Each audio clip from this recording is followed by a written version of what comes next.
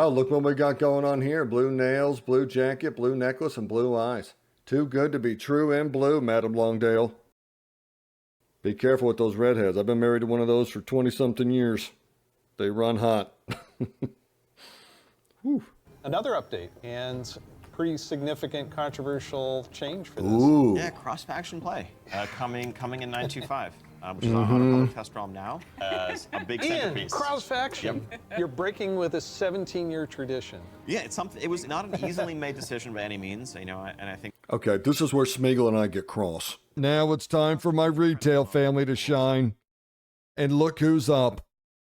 It's my loving man. And you guys know how much I love my loving man. Look at this gruff look right here. I'm digging this. And then, of course, up in the sockets, we got that 300 jewel crafting going on, just hitting you with those beams. Huh? When I first watched this video, I was like, oh my God, they only hire hot people to work at Blizzard. But you'll see here at the end at the group photo that theory falls off a cliff. Because we got some real yikes in the building. So sad that Holinka died. That has to be what happened, right? Because that's the only way you should ever let this guy leave the company. This is one of the OG devs, and this is one of the only devs we had that respected the trade and the craft of WoW PvP. And this is an absolute disaster.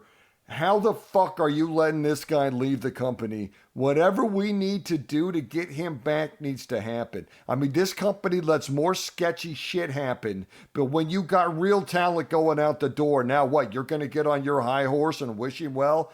Fuck that. Not in the middle of my Holy Pally rework, you don't. Jesus, let me go talk to this guy. Huh? We'll bring the lights down, bring you in here. Here, come here, big fella. You handsome guy. Love that hair. Love those muscles, that tattoo. Handsome as fuck. Listen to me. You don't want to go anywhere. Let's talk this out. Okay, what do you need? You need more money, no doubt. Got you. Whatever that check needs to say. Okay? And have you been into your new office with the mariachi band? And I put a little bag of fun up in the top there. Why don't you just go into your office and have a nice day, dude? If he wants to run into his office like madmen, having drinks at noon, I don't give a shit. Whatever this guy needs to stay has to happen. This is a disaster. And all you motherfuckers down here wishing him well make me sick. I hope everything he touches fails until he comes back to me.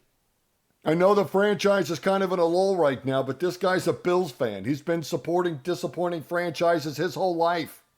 In his remembrance, I've written some words down that I'd like to share with you now. Holinka, Holinka, you're the shit. Holinka, Holinka, please don't quit. Wherever you go, we'll remember your name. But will you please reconsider for more cash and cocaine? So, green is the theme. When I tell you, it's really fucking green. Whatever you think that means, you need to add some green. And there it is. A Madeira Rasil, or whatever the fuck. And this is the new tree that we're gonna help save so it can replace the old one the Hordes burned down. And they're gonna help us with the new, replace the tree that they burned down. And no one's saying shit about it, so I guess everything's cool. But I'm gonna tell you, maybe it's all for the best, because this is a grown-ass tree. I thought we were coming to get like a sapling. I didn't know we were moving this shit. You know, this looks like a druid problem to me. I'm a fucking paladin. I'm cool to come out here and like pull up some roots and hit some sprites, but I don't. This is maybe more than I signed up for. Looks fine where it is to me. In this case, however, my beautiful Anita, even though I forged an empire, look what she did. Gave me 3 daughters. So I put her in one of my cities because I'm not real happy with her. Although I should be carrying her around with me because if she dies, then I get some chance to pop some more puppies. But I mean, 3 daughters. She had one job and she fucked it up. I mean, jeez, I can't wait till they grow up and start getting fucked. Ready or not, here come the bots. And these things are just crazy. A little concerning what this is going to be in 5-10 years. Unbelievable. I got to tell you, I'm going to get mine all 6 arms. I want the Dr. Octopus package. My bot's going to kick ass.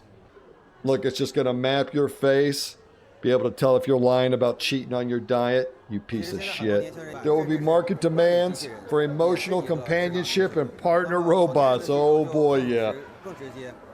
Indeed.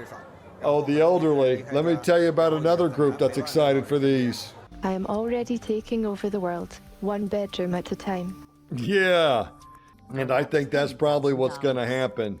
Sex robots may sound comfortably fringe to you now, but a study found that 1 in 4 men would consider having relations with a robot. I'm so excited about the Harmony AI.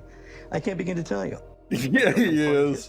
Hell yeah, look at it. To obscure his voice We all are, King. face. So here she is. She's gorgeous. She is. True work of art. Oh, look at it, dude. He's red. He's hot under the collar, dude. Look. Mike, thank you. She's gonna be wonderful. My man's got that fever. Look at him. He's flush, bro. Look, he's red. Oh, what am I telling you?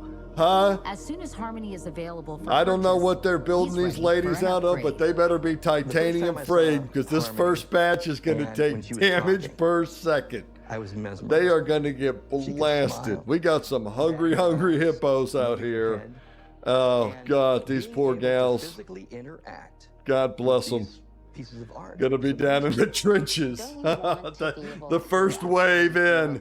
Oh my God. See, this is where you got to be careful listening to people tell you, give you career advice, tell you to get a career in robotics, and now you're working customer service over here at Real Dolls or whatever.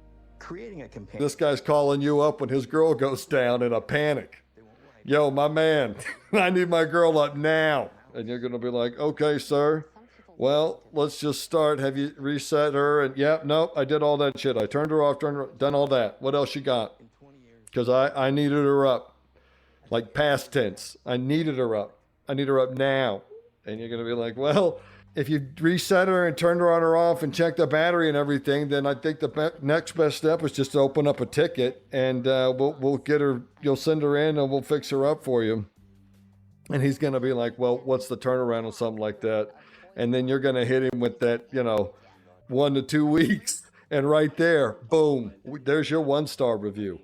Because he's not going to be able to, unacceptable. He's going to tell you, I'm going to need to talk to your manager, motherfucker. It's just heart stopping. 2 weeks. I don't ever want to hear that again. That's offensive. That's offensive, 2 weeks. So that's not going to work. Some people listening to this are going to think it's super weird.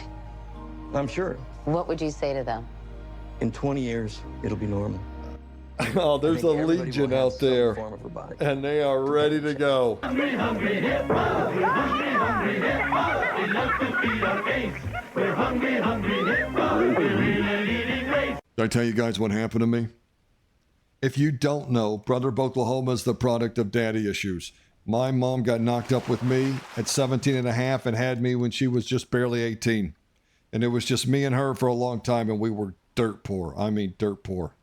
And if you have been or are currently dirt poor, you'll know that you don't get to buy a lot of name brand stuff, right? You always have to buy the off brand. And so when I was little, I always wanted this Snoopy doll. He was just super cool, but he was like $30, and there was just no way with a single mom working at Wendy's that I was going to be able to afford that. So I didn't get a Snoopy doll, but what I did get is I got the off-brand version. We'll just call it the Snopy doll. I don't know what its name was. And it didn't have arms or legs or anything. It was just a cutout of this cartoon dog with big blue eyes and overalls. And they had just stuffed it, right? So for all intents and purposes, it was a pillow that looked like a little dog. I didn't give a shit, though. I loved my Snopy so much. We were the best of pals. And we just ran around everywhere together. I put him on the slide. We'd put him in a swing. And every night we'd snuggle up, and we were just the best of mates. And then one enchanted evening, I stuffed Snopy between my legs. And that was the night that I was granted the gift of the grind. And I won't get too in the weeds here, but just know that over time, I humped that goddamn dog into a crescent moon.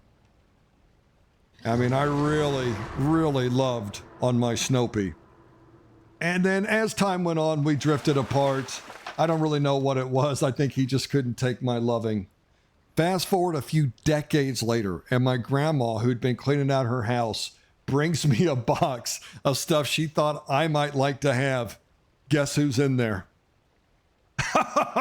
It's my Snopy! And I knew right away when I peered in there what it was, because it looked like a stuffed boomerang. I mean, decades later, and this guy is still all crimped up from our time together. I was a little monster.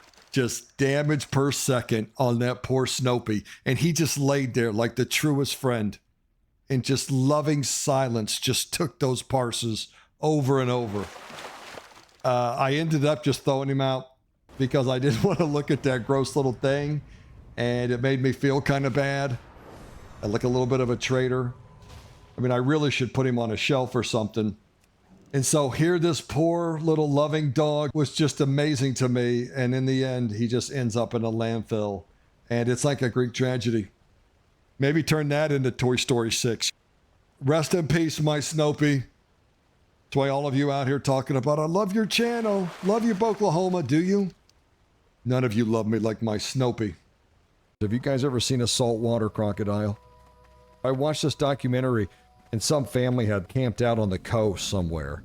And this saltwater crocodile basically just crawled up onto the shore, marched right into Mama's tent and pulled her out and took her into the ocean and ate her. Horrific, right? And they were just recounting this horrible story of this poor mom. And then they show this thing and it's like, dude, have you ever seen a saltwater crocodile? It's insane. It's a dinosaur. That's a dinosaur.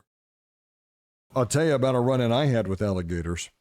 So right after Hurricane Katrina happened, I got a government contract to go down there and guard, I guess is the term, FEMA trailers. And all the job was sitting all night in a FEMA trailer, in a parking lot full of FEMA trailers, and just making sure people didn't come hitch them up and run off with them, right? That was it. We were just supposed to, deter people from stealing the trailers.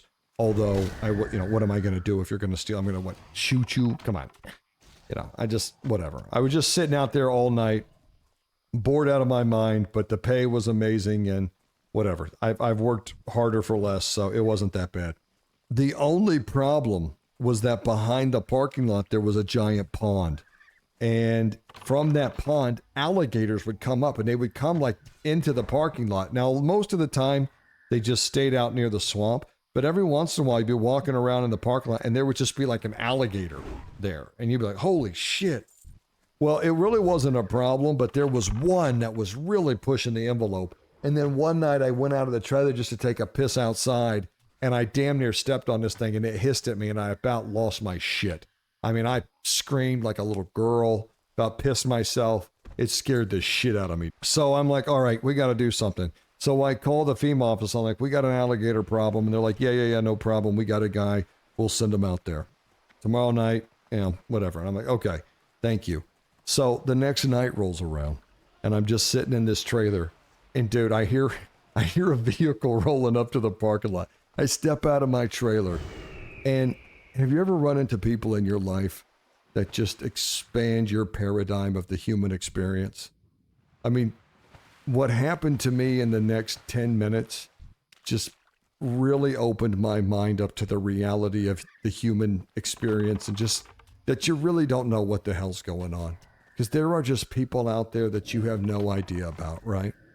So I step out of the trailer and I look, and first off, the first thing is a all black lifted pickup. And I mean lifted like the stairs of heaven. I mean, this thing was lifted. I mean, the bottom of it probably came up to my nose. It had a snorkel. You could drive this thing into 6 to 8 feet of water and it would be fine. It was just unbelievable. Big ass tires. It was like someone lifted a already lifted truck. You know what I mean? And so I'm staring at this behemoth, and then the door opens up and this guy steps out. So first thing, he's got an alligator vest on, a sleeveless alligator vest on, no shirt or nothing. And it's hot as hell. And the nights are muggy as hell, but there's mosquitoes everywhere. I can't believe this guy. He's got an alligator vest on into some jean shorts. Okay, and I mean some pretty short jean shorts, uncomfortably short on a man, I felt like.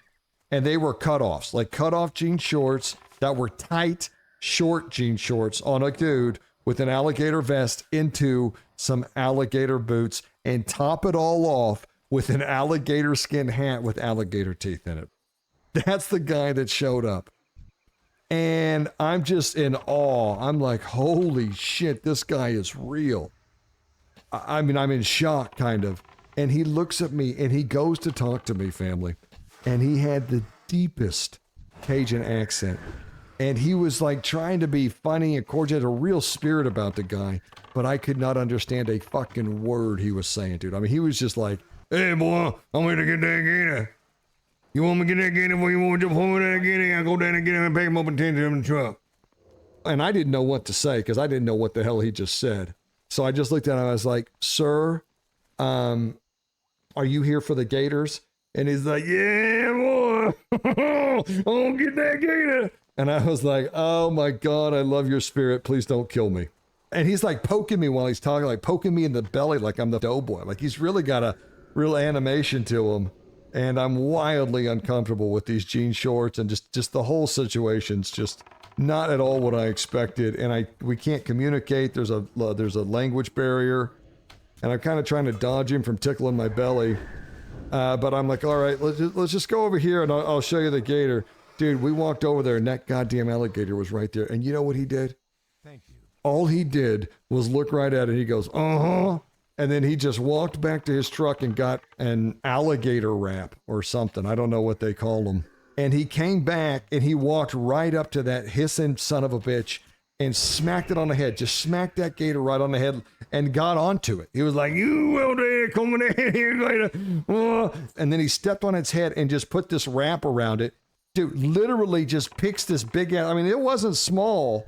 And he picks it up, hoists it over his shoulder, takes it to his truck, and throws it in the back like a goddamn man.